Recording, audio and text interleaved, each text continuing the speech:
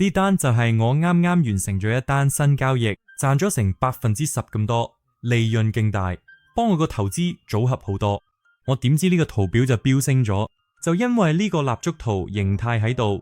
今條片我會同大家分享我最中意用嘅蠟燭圖形態，就好似呢個嘢，我每日都會用，咁你就可以睇得明圖表形態，預測走勢，做個更成功嘅交易員，做到啱啱嗰啲乜嘢操作。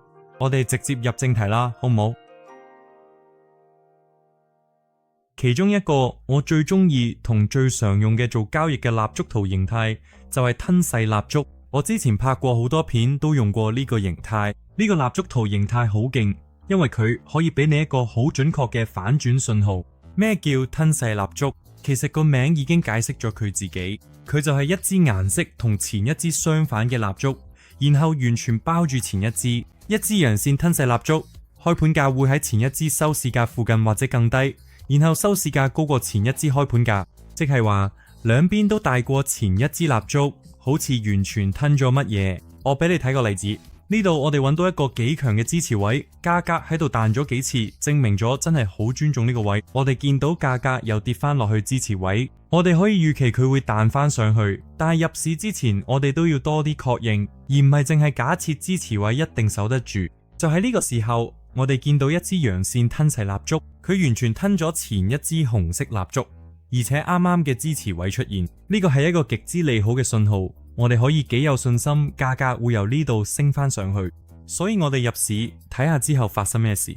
但係都要留意，就算有陽線吞噬或者陰線吞噬蠟燭，都唔代表價格每次都會向嗰個方向反轉。你唔應該淨係靠蠟燭圖形態嚟做交易，你應該當佢哋係市場可能會點走嘅提示，而唔係單靠佢哋嘅做決定。你應該配合其他工具一齊用，例如支持同阻力位、指標、唔同策略等等，唔好淨係靠蠟燭圖形態。所以講清楚嘅，就算你見到陽線吞噬蠟燭，都唔代表價格一定會由嗰度升上去，但係佢可以係一個幾好嘅指標，話你知價格有機會向嗰個方向行。等我俾你攞一個陰線嘅例子。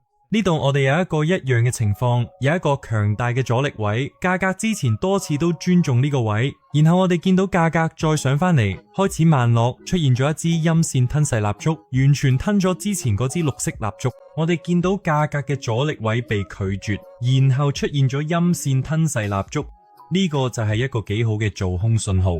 你睇下發生咩事，價格真係跌咗落去。下一個我哋要講嘅係動能蠟燭。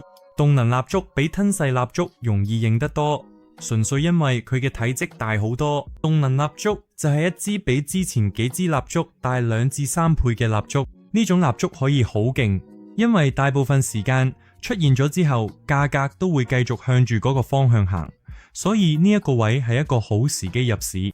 最有效且最高效嘅使用呢種蠟燭圖形態嘅方式，係喺價格橫向波動嘅市場中。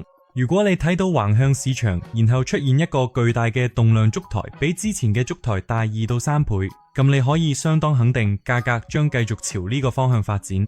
呢個點解？好吧，咁樣諗，每當出現咁樣嘅橫盤市場嘅時候，就會有大量空頭陷入交易困境，佢哋唔想咁快離場，因為價格而家橫行，實際上隨時都可以向任何一邊走。佢哋會畫好支撐同阻力位，然後將止蝕設喺支撐位上面，即係話會有好多交易員喺呢個區域度設止蝕。意思係如果突然有個價格波動，價格打到呢個清算區，佢所有止蝕都會被觸發，等於係幫緊個價格繼續向上推波助瀾。另外，當價格突破咁樣嘅震盪市，通常都會開始向嗰個方向行一個新趨勢。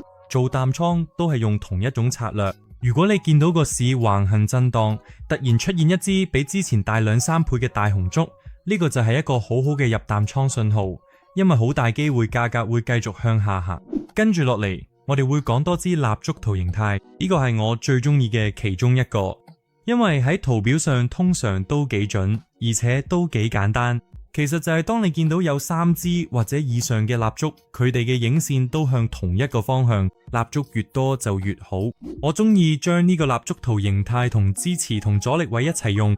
咁你睇下呢個圖表，你見到發生咩事？佢首先我哋有一個關鍵支持位，價格喺嗰度彈咗幾次，跟住我哋見到有多支蠟燭呢，佢哋嘅影線都向下，啱啱就喺支持位嗰度。你見到呢啲蠟燭全部都有向下嘅影線，代表賣家試圖打穿呢個支持位，但係買家一直頂住佢哋，仲贏咗幾次，證明呢個真係一個關鍵支持位，價格好大機會會向上反彈。好似之前講過，蠟燭越多，價格跟翻呢個形態嘅機會就越大。我哋一齊嚟個簡單例子。價格升到去阻力位，有幾支蠟燭嘅影線都向上，話俾我哋知價格其實唔想再升，呢個就係一個幾好嘅做淡入市位。所以我哋喺呢度入市，預期價格會由呢個位開始回落。你睇下，真係咁樣發生咗。跟住我哋有支十字星蠟燭，十字星蠟燭係一支身體好幼嘅蠟燭，兩邊都有影線。點解呢一支咁重要？要明白。因為佢可以係一個好好嘅指標，提示價格就快要轉向住某個方向。呢支蠟燭基本上代表市場唔肯定想行邊個方向，而且遇到阻力。每當有不確定或者阻力出現，價格通常都會向相反方向行。我哋一齊睇個例子，呢度見到價格跌得幾急，跟住出現咗一支綠色蠟燭，啱啱好又係十字星。呢個就話俾我哋知，賣家開始嚟咗，有信心。而買家開始入場，令到呢個位成為一個好有潛力入市嘅時機。我平時見到十字星蠟燭之後，會等多兩支或者以上同色嘅蠟燭，睇確認價格真係會反轉。好似呢個例子，我見到一支綠色十字星蠟燭，我再等，見到多兩支綠色蠟燭向上，佢就可以有信心價格會繼續向嗰個方向行。所以呢個就係我入市嘅時候。然後啪，個價就由呢度升上去。其實十字星蠟燭有好多唔同嘅變化，你都可能會見到。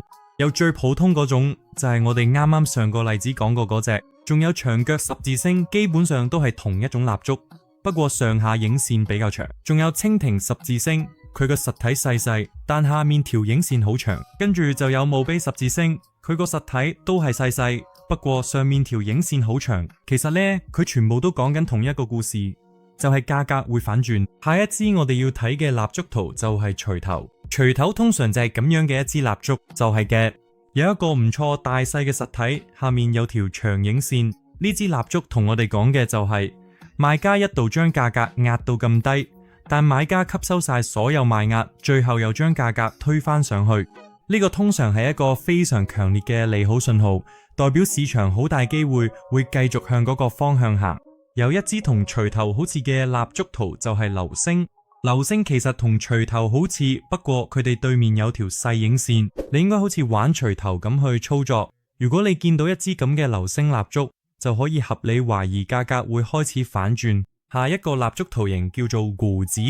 呢個圖案呢係一支紅蠟燭跟住一支綠蠟燭，兩支下面都有差唔多長嘅影線。如果你見到呢對蠟燭，你可以幾肯定呢個圖表就快要向上走。我哋一齊睇個例子，佢而家我哋見到價格就快要撞到呢個支持位。我哋見到一支紅蠟燭底下有條影線，啱啱嘅支持位度。跟住呢，我哋又見到一支綠蠟燭都有條向下嘅影線。呢個就話俾我哋知，價格係尊重呢個支持位。而家開始有啲向上嘅動力，呢個時候買入就啱晒。你睇下發生咩事啦，價格真係升咗。如果係熊市信號，就完全相反。你要見到一支綠蠟燭跟住一支紅蠟燭，兩支都係頂部有影線。我哋喺呢度見到完全一樣嘅形態，然後價格就跌咗落去。最後一個我想講嘅蠟燭圖形態就係馬拉布組 Marabout。牛市馬拉布組就係一支冇影線嘅大綠蠟燭，基本上就係一個大大嘅綠色長方形。呢個形態最正嘅地方就係佢係一個好好嘅指標，話俾你知價格會繼續向住而家嘅方向行。你通常會喺一個趨勢中間見到呢支蠟燭，證明個趨勢會繼續向上行。我哋一齊睇個例子，喺呢度我哋見到價格出現咗反轉，價格開始向上行。跟住我哋見到一支牛市馬拉布組蠟燭，留意下呢支蠟燭係冇上下影線嘅。呢個意思就係呢支蠟燭最低嘅價格同開市價一樣，而最高點就同收市價一樣。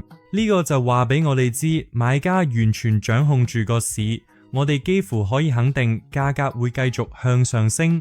你睇下，結果真係咁樣發生嘅。熊市馬拉布組都係同一個概念。一支區影線嘅紅色蠟燭。喺呢一度，我哋見到價格出現咗反轉，見到一支熊市馬拉布組蠟燭，話俾我哋知賣家掌控住個市，價格好大機會會繼續向下跌。我哋入市呢單就贏咗。而家係時候送個額外貼士俾所有攞到片尾嘅你哋，呢個都係我想多謝你哋嚟到最後嘅一個方式。雖然你應該盡量記住呢啲形態，佢當你見到佢哋嘅時候，你腦海入邊就會有個概念，知道市場可能會點走。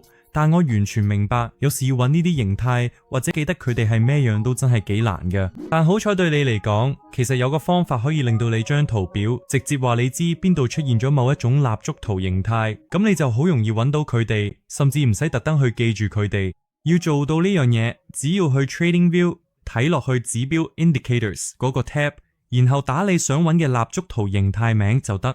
佢以呢個例子嚟講，我哋就用一個陽包音 Bullish Engulfing 做示範。只要冇一下 TradingView 就會喺圖表上通知你幾時出現咗陽包音蠟燭，咁你就極之容易一眼睇到，根本唔使特登揾。你仲可以加多幾種唔同嘅蠟燭圖形態落你張圖表，咁你就可以識得邊時出現邊一種形態。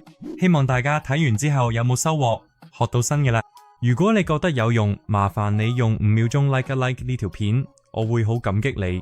用蠟燭圖形態嚟做交易，唯一一個問題就係假突破嘅。有時某啲蠟燭圖形態出現嘅，但實際上個價錢反而行使去同形態預測相反嘅方向。如果你想學點樣避免呢啲情況呢，就睇下呢條片，我會分享我自己避免假突破嘅秘密策略。多謝收睇，下次再見啦。